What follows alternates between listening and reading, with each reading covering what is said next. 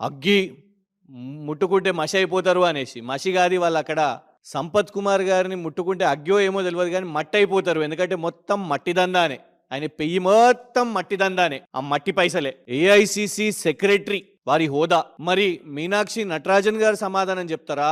లేదు ఏఐసిసి నాయకులు ఎవరన్నా సమాధానం చెప్తారా? లేదు మరి రాష్ట్ర ముఖ్యమంత్రి అలియాస్ హోంశాఖ మంత్రి రేవంత్ రెడ్డి గారు ఏమన్నా సమాధానం చెప్తారా? మీడియా ఛానల్స్ మీద సిట్ ఎంక్వైరీ చేస్తున్నారు, మరి కరప్షన్ మీద విచారణ సిట్ ఎంక్వైరీ రేవంత్ రెడ్డి గారు రేపు ప్రకటిస్తారా?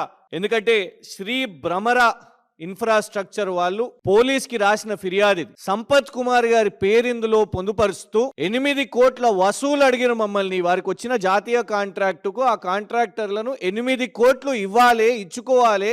ఒకవైపు 300 కోట్ల డెకెన్ సిమెంట్స్ గతంలో చూసినాం. మంత్రి గారి ఇంటి ముందే రోడ్డు మీదే పంచాయతీ. టాస్క్ ఫోర్స్ పోలీసులు ఒక కాంగ్రెస్ మంత్రి కొండా సురేఖ గారి ఇంటికి పోయారు.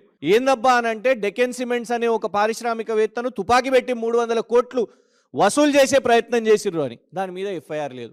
ఇగోండి ఇంకొకటి అలాంటి సంఘటన. ఇందులో స్పష్టంగా పోలీస్ కంప్లైంట్ లెటర్ కూడా ఉన్నది. 8 కోట్లు సంపత్ కుమార్ గారు వారి అనుచరులతోని మారణాయుధాలతోని. మమ్మల్ని ఏమంటారంటే, ఓ వీళ్ళు ట్విట్టర్లో ఆయుధాలు పెట్టినరు ఇది అది అనేసి మమ్మల్ని అన్నారు. సంపత్ కుమార్ గారు డేంజరస్ వెపన్స్ అని ఆ పోలీస్ కంప్లైంట్ లో పెట్టారు. మరి దీని మీద రేవంత్ రెడ్డి గారు సిట్ విచారణ చేస్తారా? లేదంటే ఇక నానా బూతులు అవన్నీ కూడా మేము ఇవాళ ప్లే చేయలేము. ఎందుకంటే ఆ బూతులు మీ ఛానల్స్ కూడా వేయలేరు. వేస్తే మళ్ళీ రేవంత్ రెడ్డి గారు మీ మీద కేసులు వేస్తారు.